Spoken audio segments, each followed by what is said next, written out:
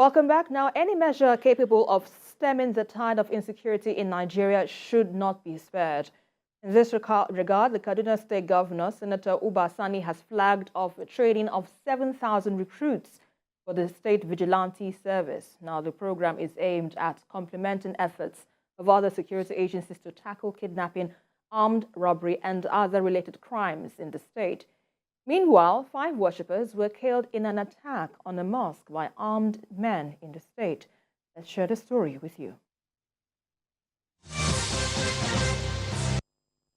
In a bid to enhance security in Kaduna State, authorities have initiated the training of 7,000 youths selected from all 23 local councils. The youths are set to join the Kaduna Vigilance Service, a move aimed to bolster the state's security infrastructure. Despite improvements in security, certain communities still face attacks. The governor is actively addressing these challenges through the recruitment of these 7,000 individuals into cadres. Once they successfully complete their training, these recruits will collaborate with federal security agencies to combat criminal elements and safeguard local communities. So I'm happy we've also given jobs to our very energetic men and women. Our Kaduna Vigilance Service will also play a key role in terms of giving them the intelligence they need, as well as increasing the number of boots on ground. Because, like I said, the Commissioner of Police is very supportive, the DSS is very supportive, the Army are very supportive, as well as the Navy. So they are going to work with them, and we will make sure that they work in line with our laws of the land. All the arrangements have been made, and we are assuring you, sir, that throughout the weeks they are going to spend here, we are going to do what we expected to do, and we are going to get the result at the appropriate time. Thank you very much, sir. Elsewhere, the governor is seeking to improve rural-urban connectivity, which will benefit at least 30 villages. He launched a 21.7-kilometer Anchau-Gada Pala Road project in Kubau and in Kara local government areas. And the reason why we have decided to quickly start the construction of this road is simply because it will revitalize the economies of the rural areas, particularly those 32 villages that are within this community. So at the end of the day, between Kubau local government and Ikara local government, we are planning to construct 52-kilometer roads within our communities. With an expected completion period of 12 months, it reflects the government's commitment to improving infrastructure and stimulating economic developments in the region. Lupe Asom, TVC News, Kaduna.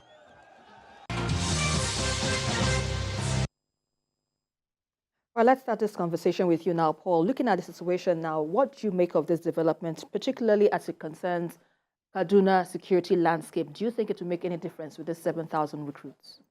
Well, I expect it to make a difference. We will know when they start functioning, but I think it's a whole good idea. The good thing is that these ones were trained by the police. They are supposed to work with the security agents. The governor did this because he realized that there is a shortage of manpower to undo insecurity in the state. And we know that Kaduna is a state bedeviled with lots of much insecurity, yeah. Bandit attacks, community clashes, and all of that. So I think it's a proactive measure. It's also strengthens the fact that we need to do more in the area of security. I remember the IGP said recently that the police needs to recruit more than 90,000 personnel more. So we have shortage of manpower.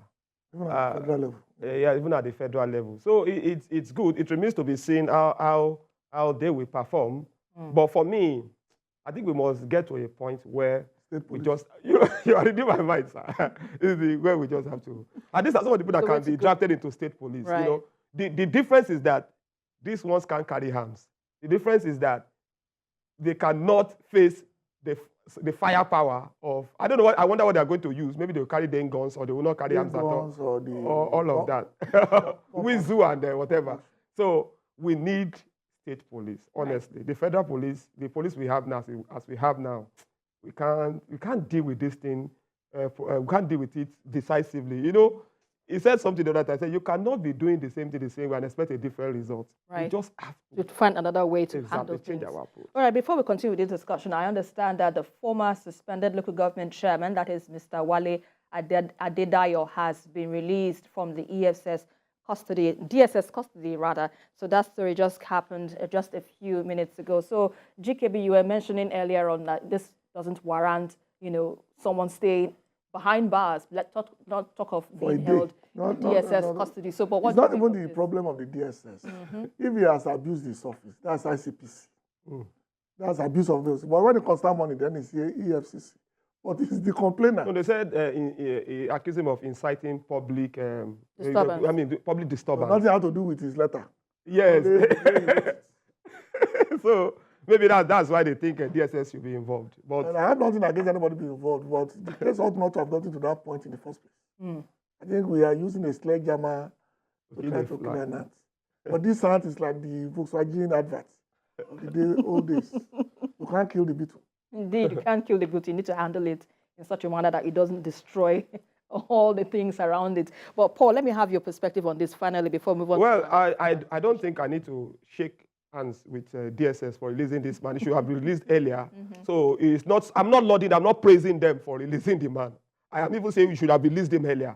But let's see how events unfold. Releasing him is not enough. Right. Let the governor clear its name, and let's reduce the politics involved in the whole thing. Yeah, indeed. I would like to agree with you on that aspect. So sticking on our discussion with the Kaduna new recruits, GKB, we understand that Governor Uba Sani mentioned that the recruitment will help to curb banditry, kidnapping, and related crimes. But what primary roles now do you think the vigilantes should play in achieving this goal?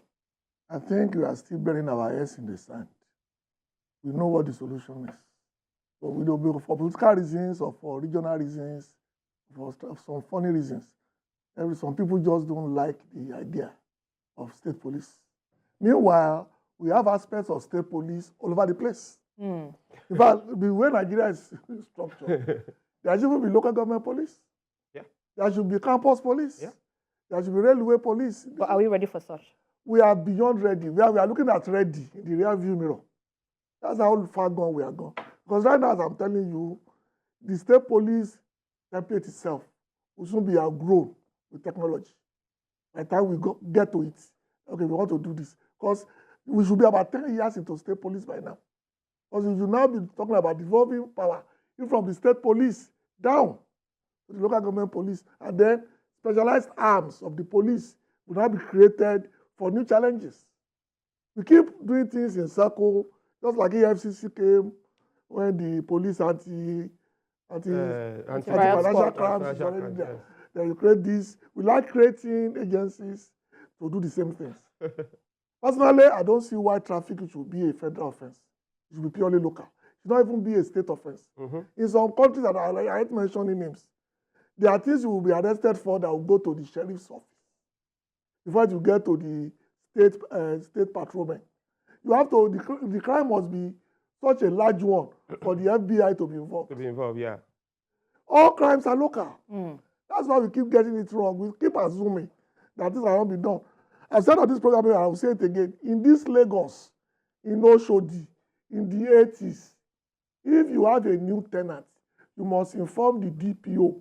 There's a form you must fill with pictures that this man is leaving my house. And this is the new tenant. In this Lagos, I'm not talking about 200 years ago. I'm talking about in the 80s. Because I was the secretary of our street. So I know. The forms are there. I don't know whether it's there now. DPO must know every landlord. You must have a file at the police station. If somebody is missing, it's that file they will go to. Because you now claim that he lives in that address. But it's not there. And they'll pick the landlord. Things have been done well in this country before they were distorted by the military and the quasi-government that followed it. We have done things in the past that works. We must go to the state police, and in a few years' time, we must also go to the local government police. Then we must go to city police. Because some crimes are local. They don't need to go to jail. They should be taken home to remand. So, but perhaps, apologies for breaking your thoughts there, but perhaps these vigilante groups could be a stepping stone towards welcoming this idea? They That cannot access guns. The quality but of which you have to try them first before you finally give them guns, because you know we have to be sure that they wouldn't abuse the power given to them in the first place. Those who are now in the federal police, are some of them not abusing the power already? Look, there's nothing like a perfect system. It does not exist. There are crimes all over the world done by the people given the mandate to protect us. Yeah. It's not peculiar. It will still happen. Like somebody said, they thought that kidnapping will disappear. Kidnapping will never disappear. It will be minimized. Battery will never disappear. It will be contained. So that's how people use certain languages and laugh. Because the genie is out of the bottle. To put it back will require a lot of effort. 20 years down the line, there will still be pockets of kidnapping in some areas of Nigeria. You can't run away from the fact that people are greedy. And they want quick Human money. nature. They started killing armed robbers in 1971. Armed robberies have not stopped. Almost 50 years after the fact.